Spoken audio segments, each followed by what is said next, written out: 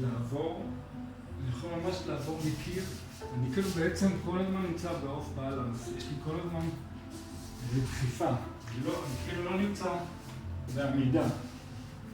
זאת אומרת, אני מחפש לעצמי את האתגר הזה. מחפש אותו כדי לאמץ אותי, כדי שיהיה מאמץ, אז אני מחפש איך אני כל הזמן בנפילה. יכול להיות גם לרצפה, אבל בוא נגיד שאני יכול לקחת את זה רק